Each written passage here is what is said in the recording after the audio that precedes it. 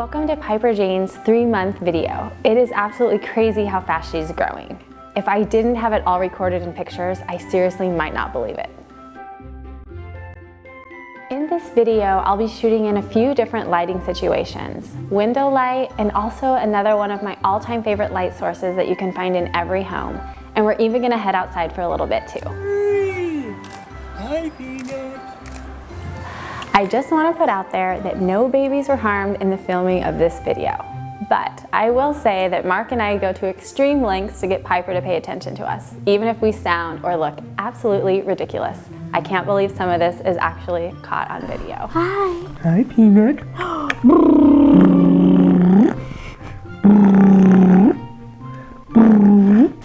If you're shooting professionally or with a professional camera, this might be a little bit of a review for you, but chocolate is involved, so I thought you might enjoy it. When your camera's shutter opens and light is recorded on the sensor to create a photograph, there are 3 main elements that contribute to how much light is let in: the ISO, the aperture and f-stop, and the shutter speed. I heard a photographer explain exposure this way once, and I really liked it. It's like filling up a bucket of water. Except for instead of water, let's picture chocolate. A bucket, being a set size, takes a certain amount of chocolate to fill it up. You can fill it up by having a small stream of chocolate for a long period of time, or a large stream of chocolate for a short period of time. Either way, it's the same amount of chocolate.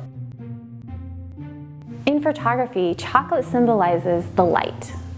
The size of the stream of chocolate symbolizes the aperture f-stop, and the amount of time that you pour it in symbolizes the shutter speed. And the size of the bucket symbolizes your ISO, or digital film speed. Okay, so now that we're all drooling over the chocolate in the bucket, snap out of it. Let's focus on f-stops, what they are, and how we can use them to get certain results. This first series of shots was taken in our living room. I love creating shots that have a natural feel to them, something that represents a little glimpse into our life. A huge part of our life is spent on that white couch, and Piper is usually jumping all over us. Granted, she might not be in a tutu with a Gerber daisy headpiece, but we had to have a little fun for the shoot. Our couch sits right in front of a huge window, so it was the perfect spot to get that gorgeous window light. Piper!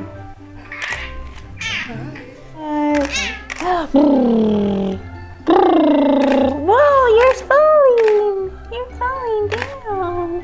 So we know that f-stops play a vital role in the exposure, but it also plays a huge role in how the photograph will actually look.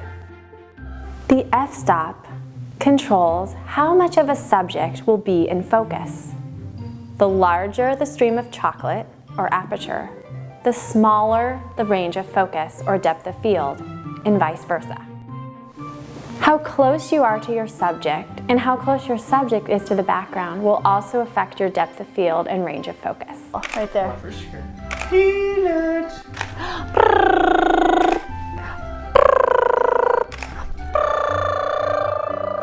Most of the times that I'm shooting, I tend to be pretty wide open. 1.8, like I talked about in the first video, is really my sweet spot. And that zone is different for everybody. So take some time to find out where you're the most comfortable and where you produce some of your best images. Am I kind of in the way though? See the back of my head? Yeah, you're in it. Why don't I do that?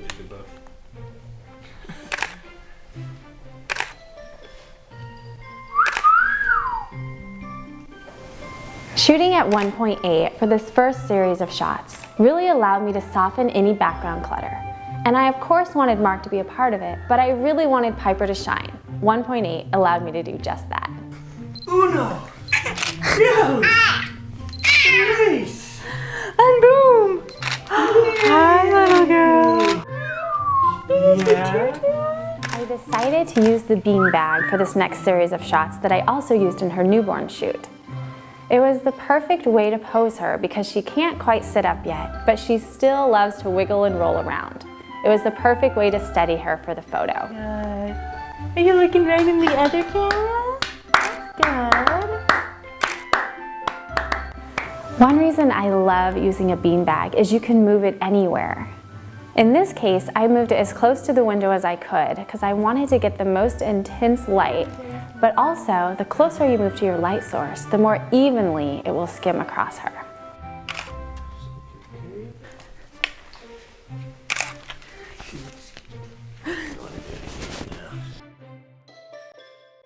How close you are to your subject and how close your subject is to the background will also affect your depth of field and range of focus. So even though I was shooting wide open at 1.8, because Piper was laying on the background and I was a little distance back from her, the entire image appears to be in focus. Yay!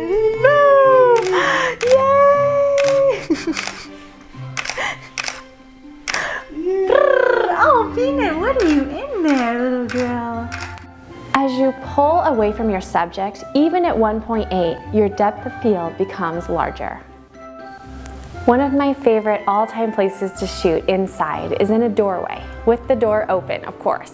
We're gonna do a couple shots here in the doorway, so I'm gonna use the boppy again, and she's actually gonna be on her stomach, and it's just gonna be her little face peeking over, and we're gonna try to get her hands just right under her chin there. And I'm gonna use a white, it's gonna be a white background, so I'm gonna just throw that right on top of the boppy there.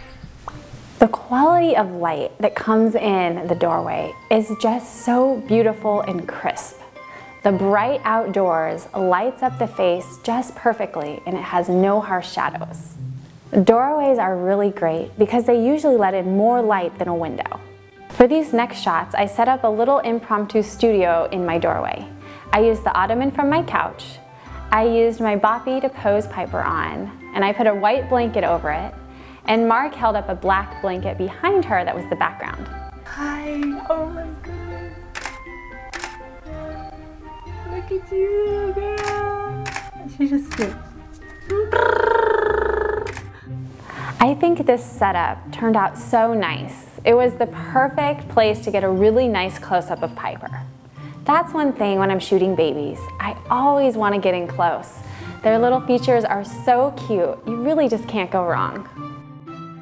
You'll notice that shooting at 1.8 for a close-up creates some wonderful softness around the face. Her little ears go soft and her shoulders, and she has these little hairs on the back of her head that go soft. But what I love about it is it's subtle.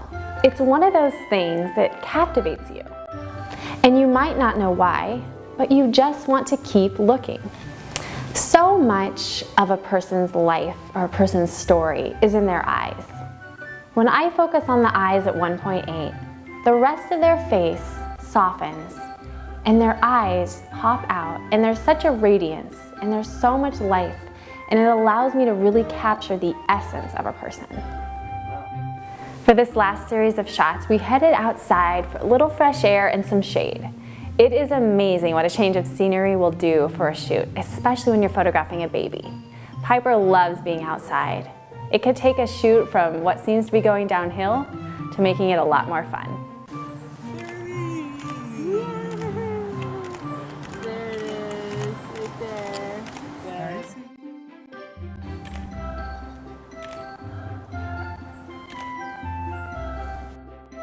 Probably more the background. I picked this spot because I thought the tree branch behind them could have been a little bit of an eyesore and just distracting, but I wanted to see if I could lessen the effect of it with my f-stop. And guess what? It worked. Hi, Peanut. Sweetheart. You want to just get her there? Here is my first shot taken at f5. And here's a shot I took at f1.8. Just look at the difference. I love how the tree branch fades into the distance. It still creates interest, but it doesn't steal the show. If you find these videos helpful, definitely let me know. And if there's any questions that I could address in these videos, I'd love to hear from you.